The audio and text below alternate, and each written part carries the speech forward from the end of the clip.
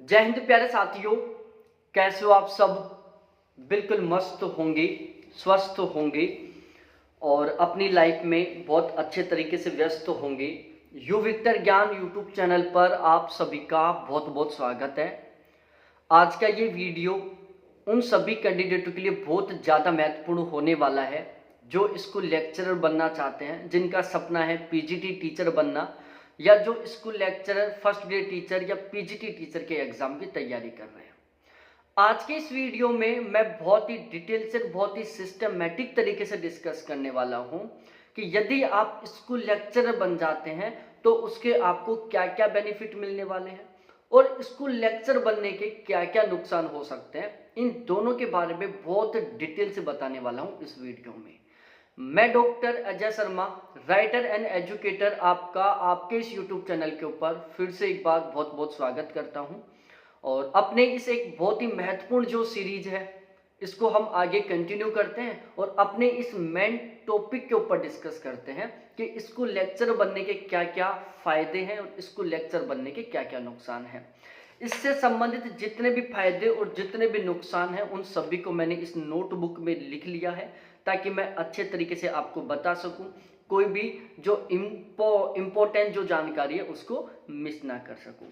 और मैं पूरे विश्वास के साथ कह रहा हूं, इस वीडियो को देखने के बाद में जो स्कूल लेक्चरर की जो जॉब है ना, वो आपके लिए एक बहुत शानदार वाली ड्रीम जॉब बन जाएगी। आज यदि आप स्कूल लेक्चर बनने के लिए रेगुलर लगभग 5-6 घंटे पढ़ रहे हो, आज इस वीडियो को देखने के बाद आप 10-12 घंटे रेगुलर पढ़ना शुरू कर दोगे। इतनी गजब की जॉब है ये। और इस वीडियो को अपने सभी दोस्तों के साथ शेयर कर दो जो स्कूल लेक्चर के एग्जाम की तैयारी कर रहे हैं या जो स्कूल लेक्चरर बनना चाहते हैं। तो एक एक करके हम अपने इस वीडियो की शुरुआत करते हैं। सबसे पहले हम इसके फायदे काउंट करते हैं और वीडियो हम बहुत लंबा नहीं खींचेंगे। आप स्कूल लेक्चर के एग्जाम की तैयारी कर रहे हो, आपके अंदर इतनी मैच्योरिटी है, आप बहुत आसानी से इसको समझ पाओगे और मैं बहुत अच्छे तरीके से आपको समझाने का प्रयास करूंगा। सबसे पहले मैं इसके फायदे काउंट करवाता हूँ। सबसे पहला फायदा तो ये है कि जो स्कूल लेक्चरर है, हाँ एक चीज और ध्यान रखना, स्कूल लेक्चरर इसको कहीं कहीं पर पीजीटी टीचर बोलते हैं, कहीं कहीं पर इसको फर्स्ट ग्रेड टीचर बोलते हैं, तीनों नाम सेम है। इसका पहला फायदा क्या है कि ये फर्स्ट ग्रेड की जॉब है, 4800 ग्रेड पे की जॉब है और सबसे खास बात ये एक गजेटेड पोस्ट है। आपको खुद को पता होगा बहुत सारे ऐसे गवर्नमेंट डॉक्यूमेंट्स होते हैं जिनको बनवाने के दौरान एक गजेटेड अधिकारी के साइन चाहिए होते हैं। जैसे थोड़े दिन पहले जो बेरोजगारी भत्ते का सिस्टम था, बेरोजगारी भत्ता बनवाने के लिए उसके ऊपर एक गजेटेड अधिकारी के साइन चाहिए होते थे। अब उसमें हर कोई स्कूल लेक्चरर को ढूंढ रहा होता था कि कोई स्कूल लेक्चरर मिल जाए और वो हमारे इस बेरोजगारी भत्ते के जो फॉर्म है इसके ऊपर साइन कर दे ताकि हमारा फॉर्म आगे चला जाए। तो ये एक बहुत अच्छी प्राउड की बात है, बहुत अच्छा पॉजिटिव, बहुत अच्छा फील होता है जब हमारे साइन से एक गवर्नमेंट कागज बनता है, जब एक किसी गवर्नमेंट कागज के निर्माण में हमारे सिग्नेचर का एक बहुत बड़ा योगदान होता है। तो गजेटेड पोस्ट है, बहुत सारे ऐसे गवर्नमेंट कागजों के ऊपर आपको लाइफ में बहुत सारी बार सिग्नेचर करने का मौका मिलेगा। बहुत सारे लोग आपका वेट करेंगे, आपको कहेंगे कि यार हम 2-3 दिन से इंतजार कर रहे थे तेरा, आज तू आ गया, ले इसके ऊपर साइन कर दे। ठीक है। इसके अलावा अब हम बात करते हैं प्रमोशन की। देखो आप स्कूल लेक्चर बनोगे, 4800 ग्रेड पे की जॉब है, बाद में इसमें क्या होंगे, खूब ढेर सारे प्रमोशन होंगे। तो प्रमोशन किस तरीके से होगा इसको मैं समझाता हूं। देखो प्रमोशन दो तरीके से होता है, एक तो होता है पे स्केल के अकॉर्डिंग प्रमोशन और एक होता है पोस्ट के अकॉर्डिंग प्रमोशन। जो पे स्केल के अकॉर्डिंग प्रमोशन है ना, वो आपके एक्सपीरियंस, जो सर्विस ड्यूरेशन है ना, उसके अकॉर्डिंग होता है। आप स्कूल लेक्चरर बनोगे, लेवल 12 की आपकी जॉब रहेगी, जस्ट 10 साल बाद में आपका जो लेवल है वो 13 हो जाएगा, फिर उसके 10 साल बाद में आपका लेवल 14 हो जाएगा। मतलब हर 10 साल के बाद में आपका जो लेवल बढ़ता जाएगा। ठीक है। जैसे आपके 10 साल की ड्यूटी कंप्लीट होगी या 10 साल की आपकी सर्विस पूरी हो जाएगी, आप लेवल 12 से लेवल 13 में चले जाओगे, लेकिन आप स्कूल लेक्चरर ही रहोगे। लेवल 12 से लेवल 13 में जाने का सबसे बड़ा बेनिफिट ये है कि आपकी जो सैलरी है वो अच्छी खासी बढ़ जाएगी। जैसे आप लेवल 12 से लेवल 13 में जाओगे, सैलरी में शानदार वाला इंक्रीजमेंट हो जाएगा। लेकिन आप स्कूल लेक्चर की पोस्ट पर ही रहोगे, ये इसका नेगेटिव पॉइंट है।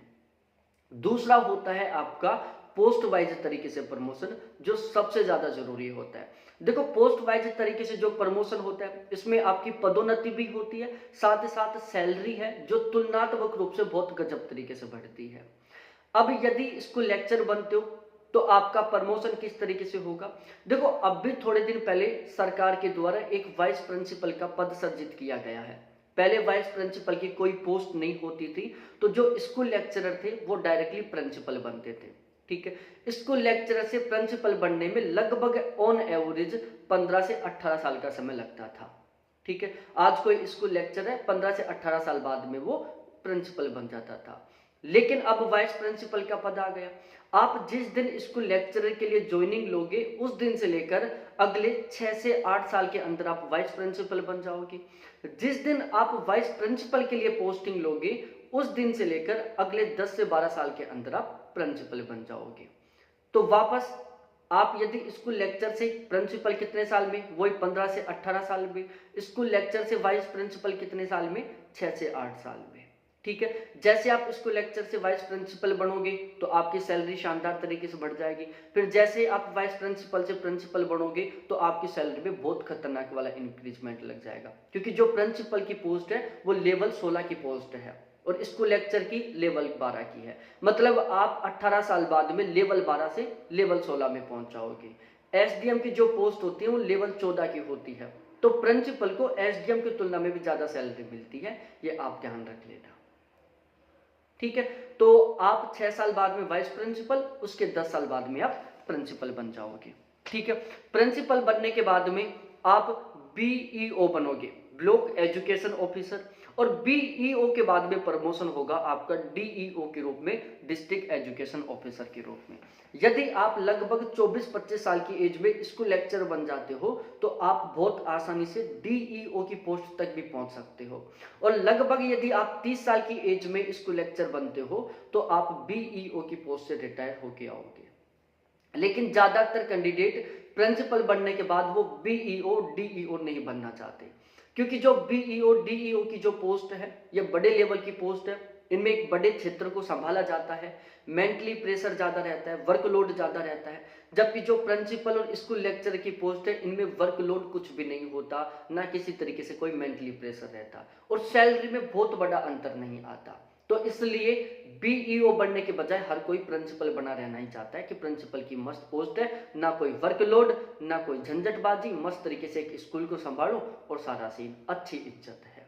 ठीक है, बीईओ डीईओ जो ऑफिसर रैंक की पोस्ट है, तो यदि आपका मन है, आपका नेचर ऐसा है कि आप ऑफिसर रैंक की पोस्ट तक जाना चाहते हो तो स्कूल लेक्चरर से आप ऑफिसर भी बन सकते हो, बीईओ भी बन सकते हो, डीईओ भी बन सकते हो। ठीक है, अब हम बात करते हैं पावर के बारे में।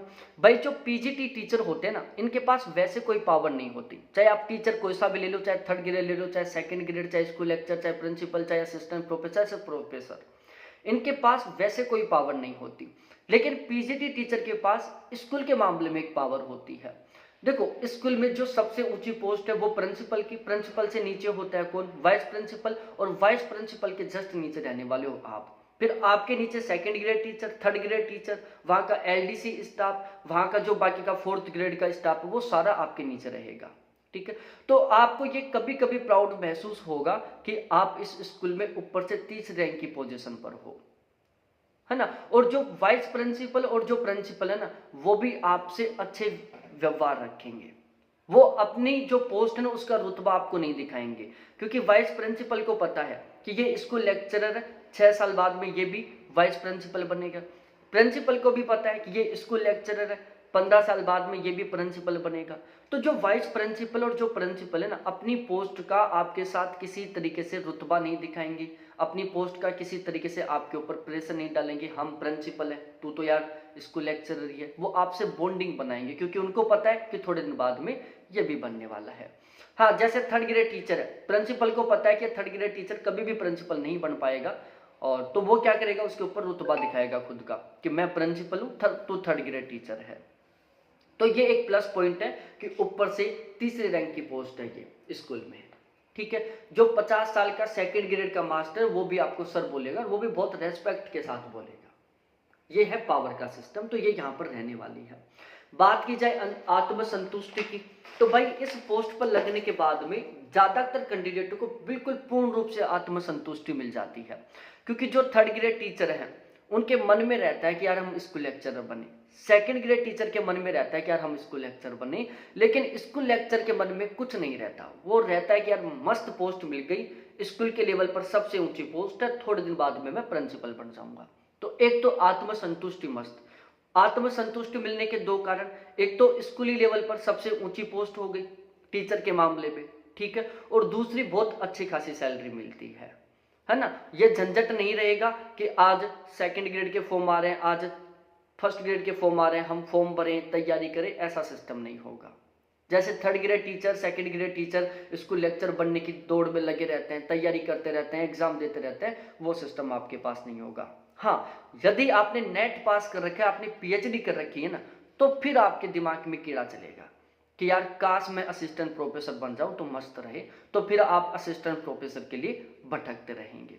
इसके अलावा यदि आपके दिमाग में पीसीएस का फुतूर है, पीसीएस का कीड़ा है कि यार मैं कोई पीसीएस का अधिकारी बनूं, तो फिर आपके दिमाग में सदा कीड़ा चलता रहेगा, आप वही एग्जाम देते रहेंगे, लेकिन दिल में बिल्कुल पूर्ण रूप से आत्मसंतुष्टि रहेगी कि यदि मैं पीसीएस का अधिकारी नहीं बना तो भी मैं बहुत अच्छे तरीके से अपनी जिंदगी को निकाल लूंगा।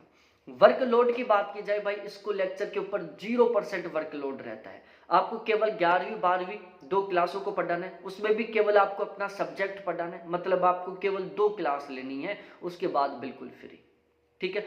2 क्लास लेने के बाद आप चाहे कुछ भी करो, चाहे वहां बैठ के आप लूडो खेलो, चाहे आप वहां पर बैठ के कुछ भी करो, XYZ रील देखो, कुछ भी आप चाहो तो किसी एग्जाम की तैयारी भी कर सकते हो वहां पर बैठे बैठे, असिस्टेंट प्रोफेसर की कर लो या फिर पीसीएस की कर लो, या फिर आराम से मस्त तरीके से टाइम पास करो, नाम मात्र वर्कलोड है। जॉब लोकेशन भाई, टीचर आप कोई से भी बन जाओ, थोड़े दिन बाद आप अपने घर के पास ही आ जाओगे। जॉब लोकेशन का टीचर की पोस्ट में किसी के कोई झंझट नहीं रहता। छुट्टियों की बात की जाए, अध्यापकों से ज्यादा छुट्टियां किसी भी गवर्नमेंट जॉब के किसी भी अधिकारी को नहीं मिलती। भाई जो टीचर होते हैं उनकी गर्मियों की छुट्टी 1.5 महीने की, सर्दियों की छुट्टी 20-20 दिन की, दीपावली की छुट्टी 10 दिन की, होली की छुट्टी 3 दिन की। बाकी पोस्टों में दीपावली की 3 दिन की छुट्टी मिलती है, बड़ी दीपावली की, धनतेरस की, उसकी बड़ी दीपावली की, भाई दूज की और गोवर्धन की, छोटी दीपावली और धनतेरस की, बाकी की पोस्टों में कोई छुट्टी नहीं रहती। और मास्टर साहब की धनतेरस से 3 दिन पहले छुट्टी लग जाती है, भैया दूज के 3 दिन बाद तक छुट्टी चलती रहती है। तो छुट्टियों के मामले में मस्त सिस्टम है ना। बात की जाए सैलरी, भाई स्कूल लेक्चर बनोगे 4800 ग्रेड पे से आपकी सैलरी की शुरुआत होगी। राजस्थान मध्य प्रदेश में शुरू के 2 साल प्रोबेशन का सिस्टम है। यदि हम प्रोबेशन के बाद की बात करें तो आपको पहले महीने की सैलरी मिलेगी लगभग 80,000 के आसपास की। हरियाणा उत्तर प्रदेश में प्रोबेशन का सिस्टम नहीं है, यहाँ पर पहले महीने की सैलरी मिलती है लगभग 75,000 के आसपास की। आप केवीएस में बन जाओ, एनवीएस में बन जाओ, ईआरएमएस में, ईएमआरएस में पीजीटी टीचर बन जाओ, पहले महीने की सैलरी रहेगी लगभग कितनी, 80,000 के आसपास की। और रिटायरमेंट के दौरान कितनी आएगी, तो ध्यान रखना कम से कम 3 लाख रुपए मंथली के साथ आप रिटायर लेके आओगे, इतनी गजब की सैलरी रहेगी, ठीक है। 80,000 से 3 लाख तक का सफर, भाई इसमें आपका प्रमोशन भी होगा, आप 18 साल बाद प्रिंसिपल बनोगे, लेवल 16 में चले जाओगे, ठीक है। हर साल 3% सैलरी में इंक्रीजमेंट होता है, साल में 2 बार डीए बढ़ता है। तो आज जो 80,000 की सैलरी है ना, रिटायरमेंट तक आसानी से 3 लाख पर पहुंच जाएगी, क्योंकि तब तक डीए भी बहुत बढ़ जाएगा, बहुत सारा इंक्रीजमेंट लग जाएगा, आपका लेवल बढ़ जाएगा, ठीक है। इसके अलावा अब भी तो 7th पे कमीशन चल रहा है, कुछ ही समय बाद में 8वां पे कमीशन आने वाला है, तो सैलरी एक अचानक बहुत खतरनाक वाली बढ़ जाएगी, ठीक है। तो बहुत अच्छे तरीके से सैलरी मिलती है, बहुत शानदार मिलती है, और बहुत शानदार तरीके से सैलरी में इंक्रीजमेंट होता है, ठीक है। अब हम बात करते हैं इसके नुकसान के बारे में। देखो वैसा कोई नुकसान नहीं है इस पोस्ट में कि चलो कोई मान हानि हो रही हो इस तरीके का हो, वो नुकसान उन लोगों को लगने वाला है जिनका नेचर अलग है। यदि आपका नेचर ठीक ठाक है ना, तो आप बहुत मस्त लाइफ निकालोगे इस पोस्ट पर, बिल्कुल संतुष्टि के साथ, खुशी के साथ निकालोगे। लेकिन यदि आपके दिमाग में कीड़ा चलता है ना, तो फिर आप यहाँ पर भी संतुष्ट नहीं हो। जैसे आपके दिमाग में कीड़ा चल रहा है कि यार मैं असिस्टेंट प्रोफेसर बनूं, है ना, तो फिर आपके दिमाग में कीड़ा चलता ही रहेगा। आप 50 साल की एज तक भी यूनिवर्सिटियों में फॉर्म ही भरते रहोगे असिस्टेंट प्रोफेसर बनने के लिए। आप पूछते रहोगे कि कौन सी यूनिवर्सिटी में वैकेंसी निकल रही है, कौन से स्टेट में वैकेंसी निकल रही है, फिर उसके फॉर्म भरोगे, तैयारी करोगे, उसमें लगे रहोगे आप। ठीक है। लेकिन ये तब रहेगा जब आपके दिमाग में कीड़ा रहेगा असिस्टेंट प्रोफेसर बनने का। आपके दिमाग में है कि यार मैं कोई अधिकारी पोस्ट लूं, मतलब जहां पर पावर हो, क्योंकि टीचर के पास कोई पावर नहीं है, ठीक है। अब आप चाहते हो एक पावरफुल पोस्ट पर रहना, जहां पर आप एक दो लोगों को धमकी दे सको, जहां पर आप पावर के साथ अपने काम निकलवा सको। भाई टीचर के पास किसी तरीके से कोई पावर नहीं होती। यदि टीचर मतलब जितने भी पोस्ट है ना, उनमें मैं कह सकता हूं कि टीचर की सबसे कम पावर वाली पोस्ट है।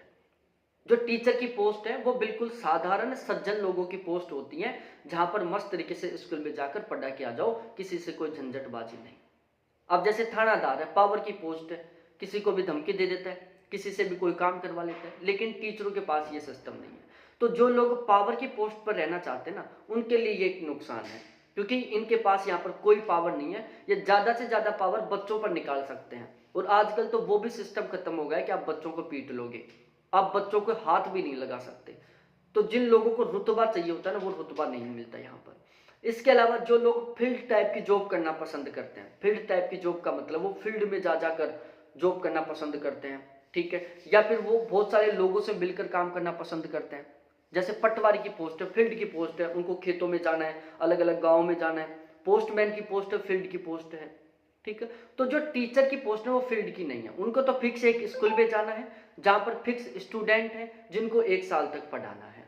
तो जो लोग फील्ड वर्क टाइप का काम करना पसंद करते हैं, उनके लिए ये पोस्ट बहुत अच्छी नहीं रहने वाली। उनके दिल में कहीं ना कहीं ये रहेगा कि काश मैं एक ऐसी पोस्ट में लग जाऊं जहां पर मेरे को घूमने फिरने का, नए नए लोगों से मिलने का मौका मिले। बाकी इसके अलावा कोई नुकसान नहीं है इसमें। वीडियो अच्छा लगा हो तो वीडियो को अभी सभी दोस्तों के साथ शेयर करो, चैनल को जरूर सब्सक्राइब करो, और वीडियो को लाइक जरूर करो। आप चाहते हो कि मैं इसी तरीके से किसी दूसरे टॉपिक पर वीडियो बनाऊं तो अभी तुरंत कमेंट सेक्शन में कमेंट करके बताओ। बहुत बहुत धन्यवाद सभी साथियों को देखने के लिए। Thanks, bye.